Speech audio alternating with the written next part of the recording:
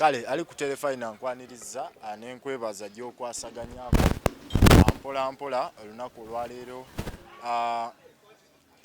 engeri gye lukutambuliddemu yonna ansuubira oba oli awo gwalufunyemu ebirungi oyongera kubanga weebaza Katonda omu naawe atalufunyemu kirungi kubanga osaba oba oli awo ate olunaku olw'enkya lube nga lukutambulira bulungi.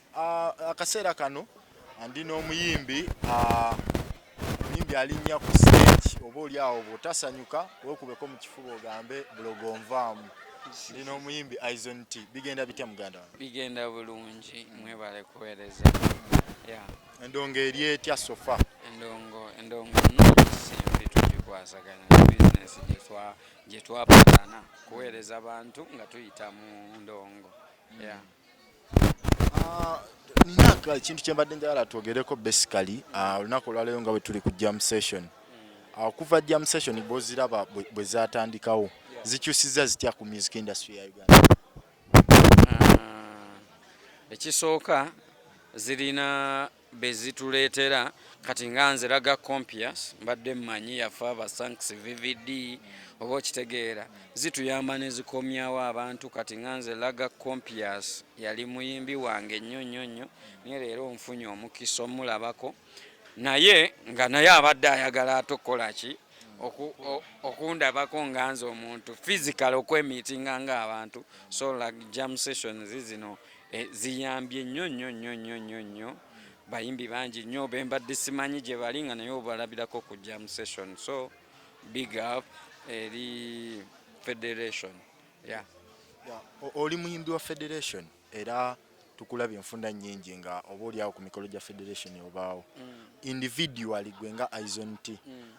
Federation ekupushinze etya ku music wo gwenga? Anze Federation saagala epushinga music wange kuba tekisobola nze alina okwepushinga music wange nze the best cause lwaki I believe in Federation kasita agamba egenda ku fighting for copyright. Nze my worry is copyright, my target is copyright kuba ekibula mu music wa Uganda copyright law kyekyoka nze yensonga lwaki I support Federation pose kati nekya jam session nakyo n'engeri gye ntandiso kifiringa kuba kirina be kireeta ne mubalabako abamu be muludde okulaba abantu abamu kati tugeze n'abatali beemabega abayimbi but n'abaliwo kati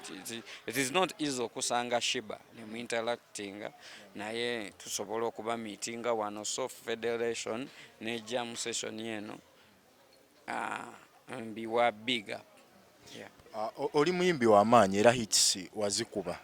naye tukirize oba tugane waliyo abayimbi oba oli awo abatannategeera copyright kyeki oyinza kubanga obakakasa otya naddala mu nsonga ng'eno gye muliko cause ey'okubanga mupushingira for copyright? By the way aho kituufu ekyo kyogedde abantu kyogera copyright naye tebakitegeera tebamanyi nti copyright bwebwa nannyini oyinza funa otya mu ekyo ekintu ky'ocreatinze nina film gye naaba bagiyita Flash of a Genius. I wish buli creator yandigenze n'aba firimu eyo n'ategeera copyright kyekitegeeza bagiyita Flash of a Genius. Buli muyimbi oba buli creator yandigenze n'aba firimu eyo esobola okunnyonnyola ennyo copyright ki kyekiri nti omuntu ayinza okufutyanka n'agamba Izon T wayimba ku maama si gwe yasooka oyimba ku maama but maama mulamwanga mulamu buli omu ayinza oguyimbako nga bw'akola ki nga bw'ayagala but nze engeri gye nguyimbyeko yange I have to be paid for that nti sinze kati nga Izon T teriyo kintu kyala kyenyinza kukola emyaka gimpiseeko okujjako okuyimba okujjako ofuna mu luyimba lwange layira ekibuuzo kyange kiri nti sente zennina n'abakozesa oluyimba lwange olwalayira ekyo kyendi wathe kyeruli wathe nina kubeera bwe nti eriyo abalina abakyala ewaabwe nga babakwanira ku luyimba lwange eriyo abadda mu bufumbo nga batereera in relationship ku luyimba lwange oba okitegedde eriyo abamu nga buli mbeera ebaawo lwe bassaako but nze nfuna kye nina okufuna nga nze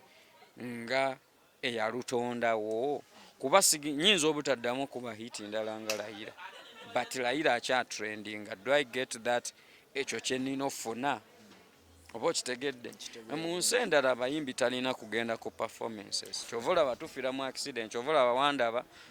kufa kwa sister wange Lady Grace